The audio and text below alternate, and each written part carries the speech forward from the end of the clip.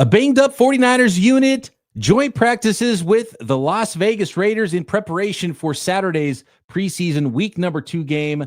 What to watch for in that game, injury reports, and a whole lot more coming up on today's Locked On 49ers.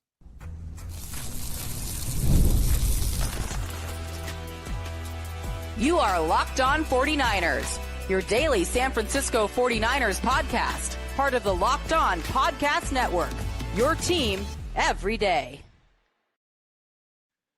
Welcome to Locked On 49ers. Brian Peacock and Eric Crocker with you at BD Peacock, at Coach Crocky. Thanks everybody for making us your first listen on the Locked On Podcast Network.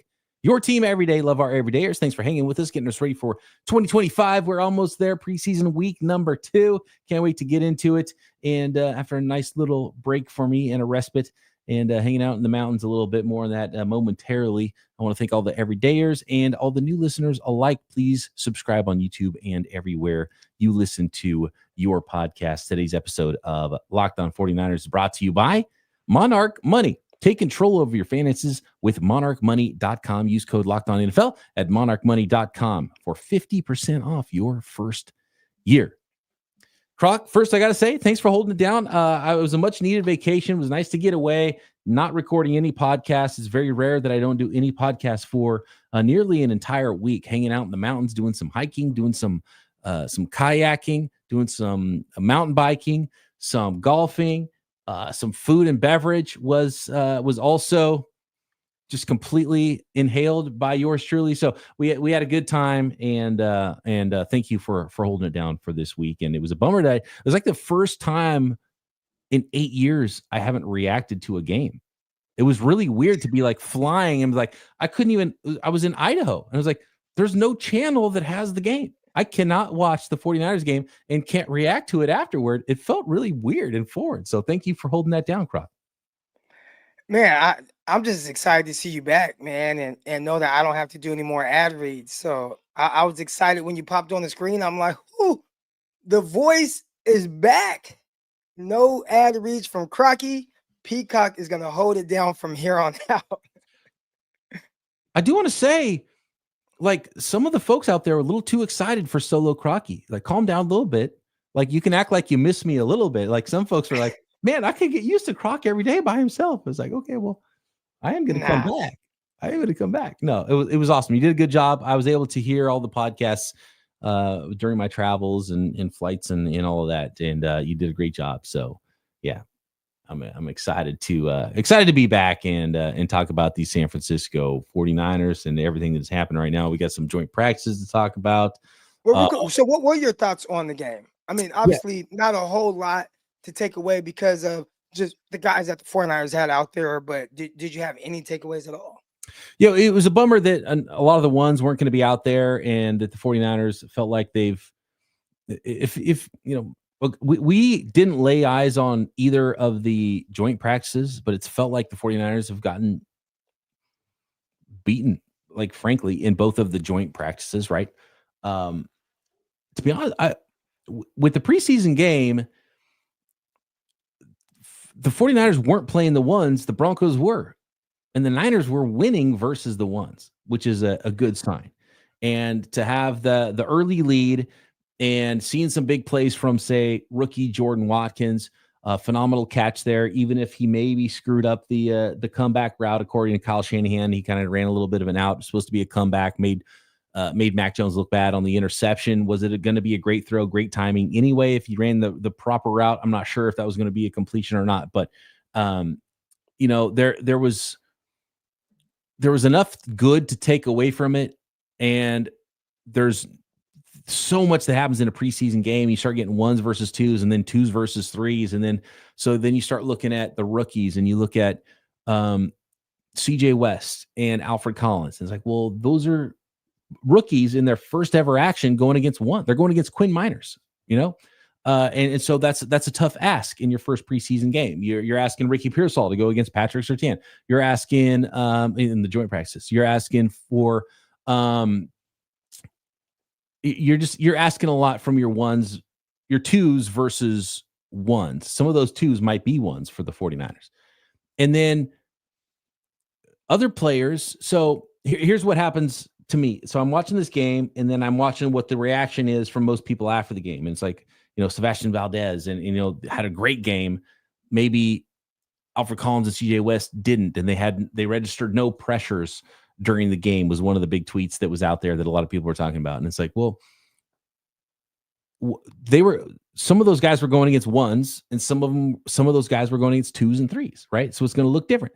If CJ West was playing in the fourth quarter against the Broncos threes, probably looked better than it looked against the ones, even though I thought CJ West looked fine. And I thought there was times he was taking on double teams. He was blowing up runs. RJ Harvey was able to kind of bounce it outside and still make some plays, even though things were blowing up on the inside. There were times when the rookies, I think, showed their greenness, showed their rawness on the football field. And there were some really positives to take away. I think my biggest takeaway from the entire preseason game, Croc, was Marcus Siegel flying around. And then the first practice, he's with the ones. Like, that's pretty telling that there's some opportunities there, because it's not only that he was with the ones, it's that he's with the ones. Jair Brown was with the twos. First day back at practice after that preseason game, right? That was, I think, the biggest thing that happened last week. Well, I think we've been talking about it with Jair Brown. I think they've been looking to replace him, but it probably wasn't going to be just super easy. But when you have a young guy come in and you see him taking strides in the right direction, it's like, all right, that's what we're looking for from this guy. Hey, let's put him with the ones and see what that looks like and give him a little bit more opportunities. So that was really cool to hear that Siegel is kind of trying to bump up and really just get more opportunities. You create opportunities with your play. So, or I heard it worded. They were actually talking about Shedeur Sanders, but they just talked about when you get an opportunity. Oh, I think it was Nike. It was Nike's ad for Shedeur Sanders. It was when you get an opportunity, you create the next opportunity or something like that. Well, that's essentially what Marquise Siegel did. Absolutely. That's what a lot of the young players are able to do there. So I thought there was a lot of positive takeaways, even at, with the lopsided score and how things looked, especially after the early part of the game. But the 49ers held their own when they were playing their twos against the Denver Broncos ones, which I thought was also somewhat promising there.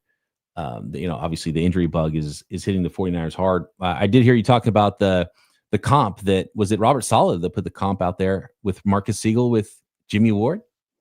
It was Daniel Bullock. It was Bullock that put the comp there. Okay, so that's something, because basically you're like, this was our favorite guy at safety since we've been here, and this rookie who's now running with the ones after one preseason game reminds us of our favorite guy at safety. It's pretty telling. I don't know if you could tell when I was talking about Jimmy Ward, but I just think the world of his ability and what he did. So to even have any thought that this guy just reminds you somewhat of Jimmy Ward, I think that's telling, just for how big they think about this rookie at this time. Now, still, you got to go out there, you got to do it again. Then you got to go and do it when guys are game planning against you. Right now, they're watching a little film. Very little game planning going into a preseason game. You don't even know who's going to be out there from one quarter to the next. So you'll get a sense of things that they like to do, and you try to execute against it. But when the season comes, guys are watching you, and they expect you to be out there, and they see how you are being deployed and utilized. And that's when you really find out about the rookie and how people feel about him. And you get more of a sense of what he's good at and what he's not. If I had to, and yeah, it's seeing a guy play fast. I love seeing what Chase Lucas was doing.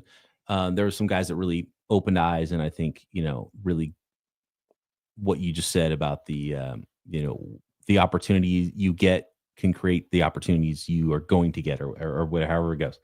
And there was multiple guys that did it on the 49ers. Just thinking about the rookies, which were the players I was focusing on most and watching, and my initial thoughts of watching CJ West, watching Alfred Collins is like they kind of all played to the scouting report. Alfred Collins, I saw a guy that looked big and strong at times. Saw a guy that looked lumbering and too big sometimes. I saw a guy in CJ West that looked super stout, and then I saw a guy that stout, blowing up some plays, but also can you get in the backfield, make like to be shut out completely from the pass rush stat sheet?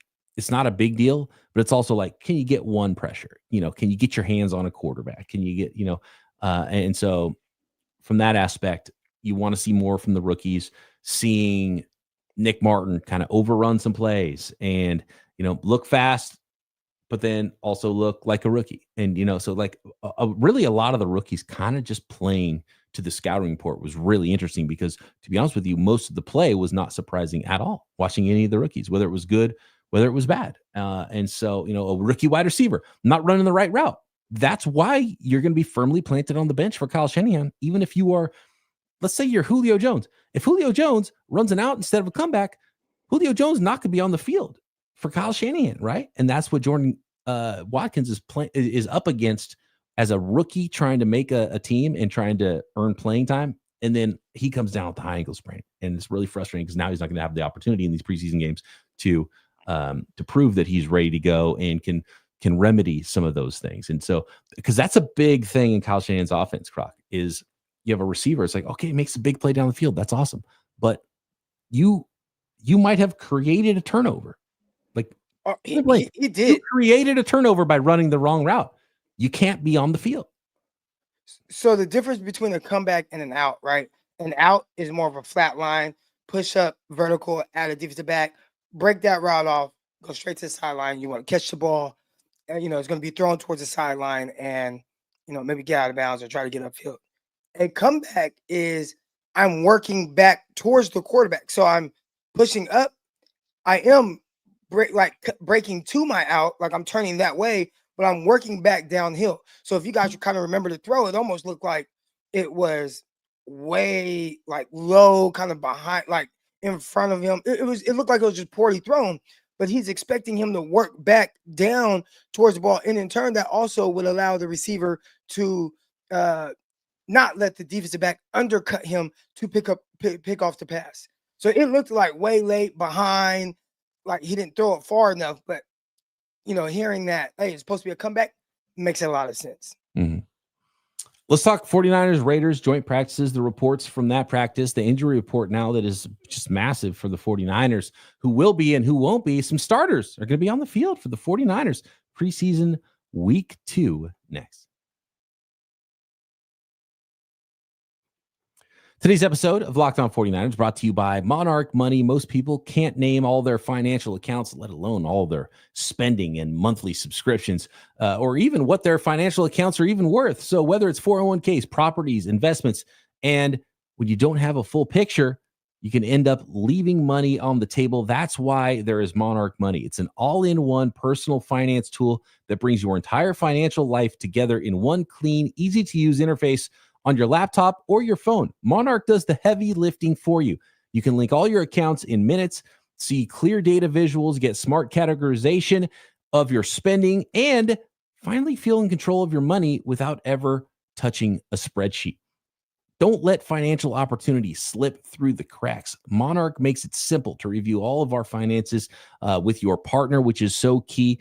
You can see budgets, goals, spending activity in one place. It's all right there. So it makes it very stress-free because it is all plain to see for you and whoever you're managing money with. So don't let that financial opportunity slip through the cracks. Use code LOCKEDONNFL at monarchmoney.com in your browser for half off your first year. That's 50% off your first year at monarchmoney.com with code LOCKEDONNFL.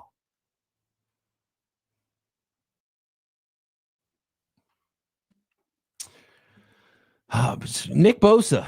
You don't like seeing Nick Bosa on the injury report.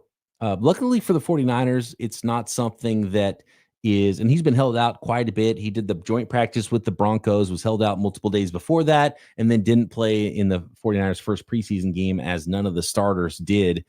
And then it's now been reported that there is some neck soreness for Nick Bosa. And so he's, expected to be back next week, but he's not going to be playing in this preseason game. He wasn't playing in the joint practice against the Las Vegas Raiders. CJ West, unfortunately, had a hyperextended knee, which is bad and good news because you see a player hit the ground in joint practices and you worry, oh man, what's this going to be? It looks like initial tests, ACL is okay for CJ West, and it's a hyperextended knee, which is the exact same injury that first round pick Mykel Williams had a week ago. So presumably CJ West is now going to be a week behind Mykel Williams in his return to action, which, potentially means that CJ West's preseason is over. And we can kind of talk about Croc, and maybe we should right now. Where you at with CJ West? Hyperextended knee. Let's say he doesn't play another snap in the preseason. Are you okay with rolling rookie CJ West out there as a starter? And it kind of ties into another conversation I want to have with you, Croc, where Kyle Shanahan is starting to sound more and more like he's, I don't know what the right word, I was going to say hedging. What's the right word for the way Kyle Shanahan is talking about his own team? Because Pete Carroll took over an awful football team that's worse than the 49ers roster top to bottom. And he's like, we're going to win games. We're going to win 10 games. I win 10 games every year. I win games in this league. We're going to win football games. Kyle Shanahan's like, this kind of reminds me of 2017. You're like, 2017 was a garbage football team, Kyle. Why are you bringing up 2017? This should remind you of 2019, not 2017. Yeah, 2019, where you had some guys but didn't know exactly where you're going to get. You touched on a little bit while you were gone. I think the biggest difference is 2019, just seeing what those guys were and who is out there, and you start to throw out names, especially on the defense. You should feel a lot more confident with it, as opposed to right now. You do have some heavy hitters.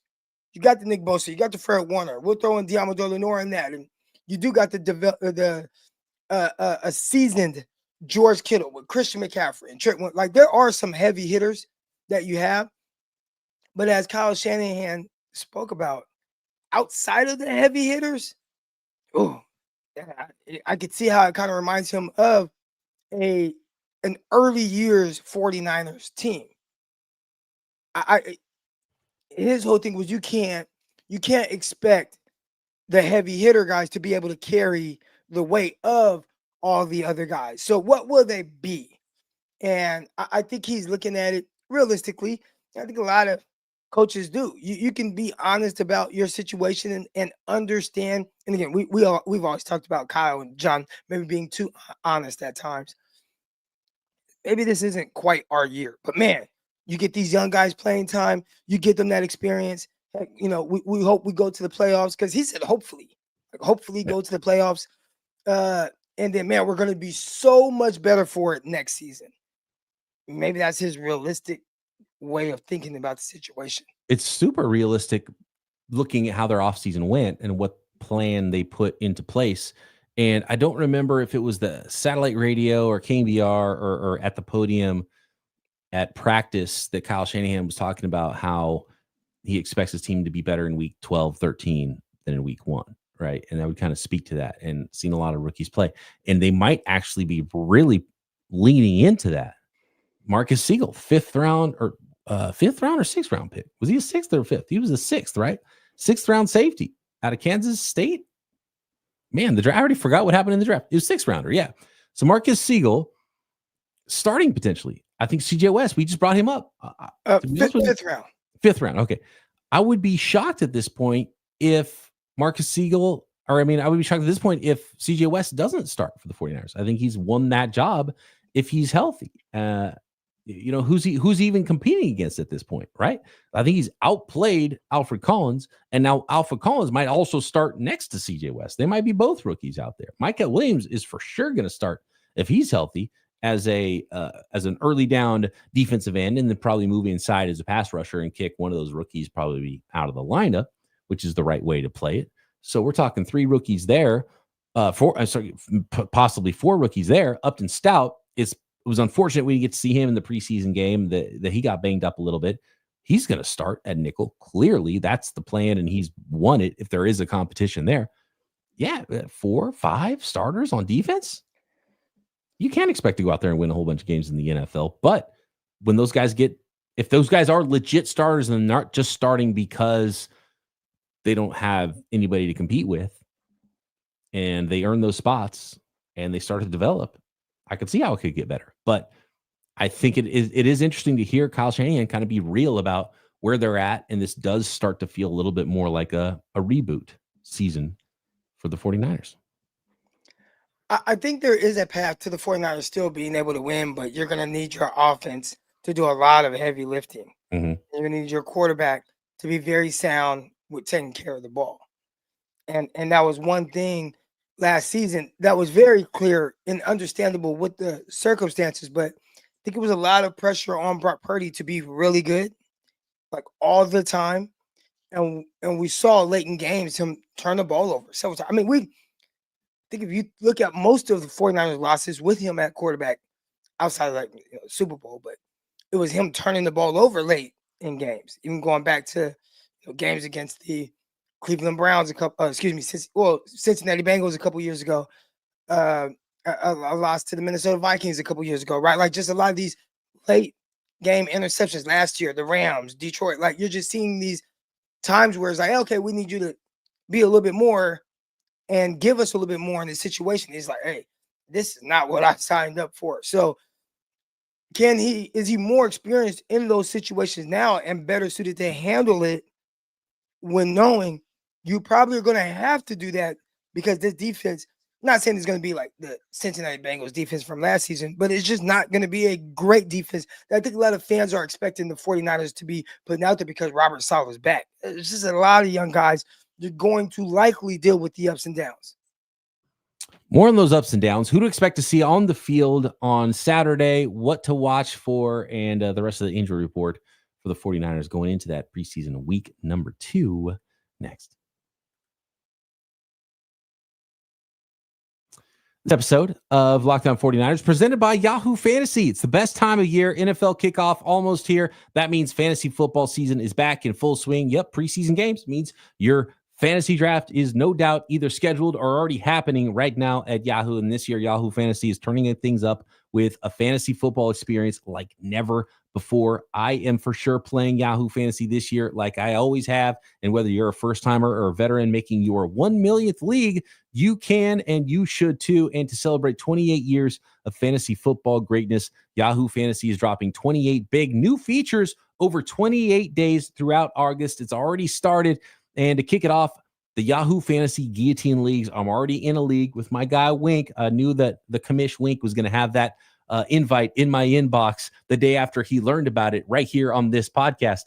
It's a killer new way to play fantasy football on Yahoo where the lowest scoring team gets eliminated each week until there's only one team left standing. And with the season around the corner, now it's time to get your league together. So give this new mode a try, or if you're into the classics, you can still play head-to-head or private leagues, and you can join a private league right now at yahoofantasy.com/lockedonnfl. You don't have to know anybody, just public fantasy league. You can just jump in by yourself and go join a league right now. So stay tuned for more killer announcements and start playing Yahoo Fantasy Football now at yahoofantasy.com/lockedonnfl. You read that Yahoo ad a lot better than I did. I saw your tweets about it. And look, man, it's I trained for years to do this job, not even knowing that this job was ever going to exist in the podcasting space with my previous radio experience. And so thankfully it comes to the rescue at times like that and doing the ad reads. And thankfully we have a bunch of sponsors here on Locked On 49ers, which is phenomenal, which means we have a lot of listeners. So appreciate all the listeners. And thanks for hanging with Croc this week. And again, big ups to Croc doing it solo without me this week. Good news for the 49ers offense. If the offense needs to carry things, Croc, you got a healthy quarterback, you got a healthy Christian McCaffrey, you got a healthy George Kittle going into week 1. Kyle Shanahan wants to play the starters Saturday. I'm almost like, just don't, maybe just sit them. But at the same time, it's like, if you can't play football without fear of injury, then when can you ever play football? Well, that's a great question. And we've seen teams like the Rams. The Rams have kind of gone towards not letting guys play at all in the preseason. Mm-hmm. I would feel a little bit more confident with that if you were, you're going to practice, you're going to these joint practices. You feel like, man, we've gotten great work out of the joint practices. We were competing. We did things at a very high level. I don't need to see you guys out there when guys flying around hitting each other come Saturday. But with the sounds of it, the 49ers just haven't been great. And understandably so when you think of just all the injuries that they've been dealing with and a lot of moving pieces really on both sides of the ball. But then, okay, who are you going to put out there? Was it last season? He put Brock Purdy out there with like backup O-line. It's exactly what you don't want to do, right? If you're going to put the starting quarterback in, you got to have his weapons to throw to, and you for sure have to have his offensive line out there. Trent Williams was kind of had a uniform on, but not really fully involved in practice, except for breaking up some potential fights, apparently, on Thursday. Is Trent Williams going to be out there with Brock Purdy? You would think that if Brock's going to be out there, Trent should be out there. And if Brock and Trent are out there, then that means that, Christian McCaffrey and George Kittle should be out there. And if you sat all of them, I would have no problem with that either. But Kyle Shanahan did say, quote, "I'd like Brock to play. I planned on getting these starters going. There might be a couple of guys I rest. I plan on some starters are going to play. But there's only 3 healthy starters on defense, according to Kyle Shanahan. And essentially that's Fred Warner, D. Winters, and Diamador Lenore right now. So those might be the only starters that start the game on the defensive side of the ball. The only for sure starters. Like there's some other guys that are, we talk about some of the rookies that are actually going to end up starting games that we just don't know about if they're actually quote unquote starters quite yet. But the only for sure starters, there's only 3 healthy guys right now on the defensive side of the ball. And you don't want to start to see more of those injuries. Former first round pick, offensive lineman Andre Dillard. Did we ever see him on the field, or was he just hurt the whole time? Because now he's on the season-ending injured reserve. I think he was out there for a little bit. He's done now. Yeah, so that's it for him. We hardly knew you, Andre Dillard. I don't know what number he even wore on the practice field during OTAs or whatever. So no Andre Dillard for the San Francisco 49ers this year. That is Spencer Burford. If Spencer Burford can't be the backup left tackle, 49ers are in trouble because he's the only guy out there there's not even a competition for him to lose that job in these preseason games or in training camp at this point. So Nick Bosa, neck soreness. We saw CJ West leave practice. Good news. Extended knee. You had Jason Pinnock. It looks like he might be the starting free safety for the 49ers. Trey Brown as well. Those are maybes for the Saturday game. They were banged up for the joint practices. Ben Barch, who's banged up. I mean, he's really been banged up a lot through his NFL career, even his short time with the 49ers. He's going to be out this week. He's dealing with an elbow. And we did see rookie Connor Colby get some reps there at left guard with Ben Barch out and potentially competing with Nick Zakelj to be that backup left guard if Ben Barch is not able to play. So that's definitely something to monitor in this game. And the other list of guys who didn't practice, we mentioned Stout already. Yetur Gross-Matos, Renardo Green still dealing with the hamstring, then the hyperextended knee for Michael Williams. You had Juwan Jennings still dealing with the calf. He put a picture on social media of him getting some treatment. You got the high ankle sprain for Jordan Watkins. You got Richie Grant, who has a knee. You have Jordan James, who had the broken finger. Isaac Guerendo's shoulder. Fabian Moreau showed up, and also kind of like Andre Dillard. It's like I haven't even seen him out there since he's been signed by the 49ers. He's got something. Don't know what that is. Robert Beal Jr.'s got a groin right now. Torn pec for Kevin Givens. He's going to be out for a long time. And Sam Okuwanu and Jordan Elliott also dealing with some injuries as well. So at this point, whoever's healthy at defensive tackle is going to start, Croc. Because even the guys that would have been the veteran players that would have held off the rookies, those guys are hurt too. Well, I just saw a comment in the chat. Where is it at? It just talked about the offense having to carry a young defense. I'm like, man, that's even tough because you start looking at the receivers.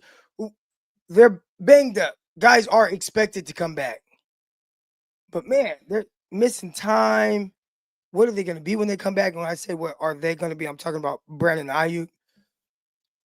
I've been saying all along, you wait to see how things play out. Then if you have to make a drastic move, before the trade deadline, that's what you do. But do you foresee a scenario early on where they hit the panic button and maybe go get an Amari Cooper or Gabriel Davis, somebody that could potentially come in and at least be all right, this is going to be a guy that's here for the entire year? At some point, you have to. I don't know what's taken them so long. They have a ton of cap space, and I know that they like to roll over cap space. So when you see cap space for the 49ers in training camp, that doesn't mean that they're going to spend all the rest of it before the season starts. In fact, they would rather not spend it, and they want to roll it over into next year. It's part of their long-term plan for their cap spending, which is pretty important. So they don't want to go spend $15 million on a 1-year contract for somebody, right?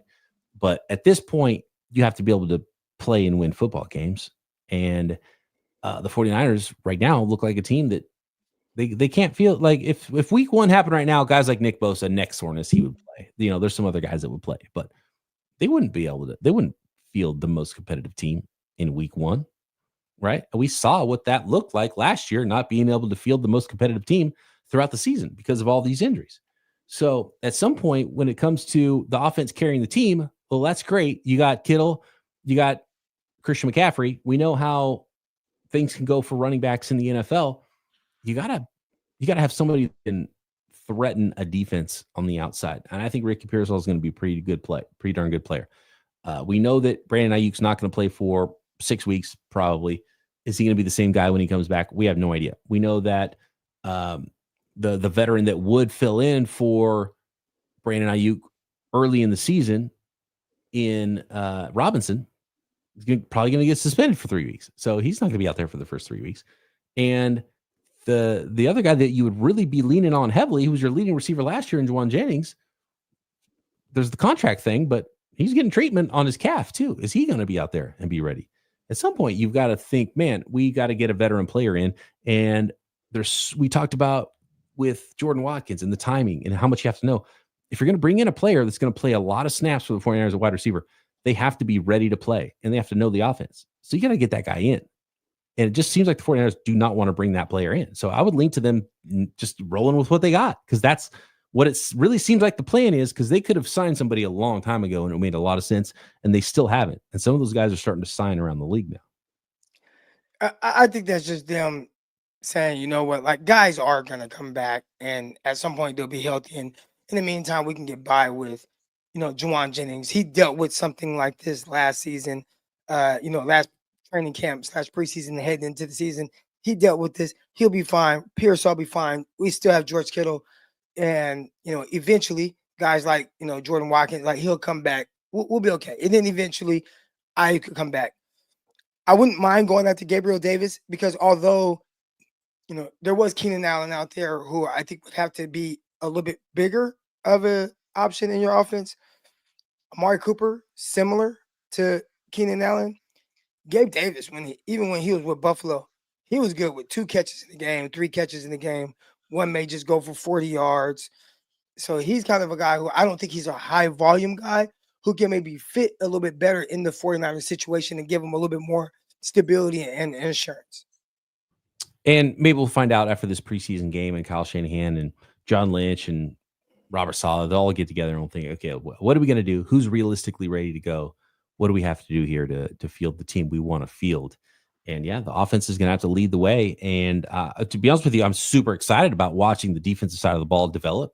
And if you're asking the question, who to watch this week for the Raiders, it's all those defensive players, those young defensive players who can take the big step. Can Nick Martin look, can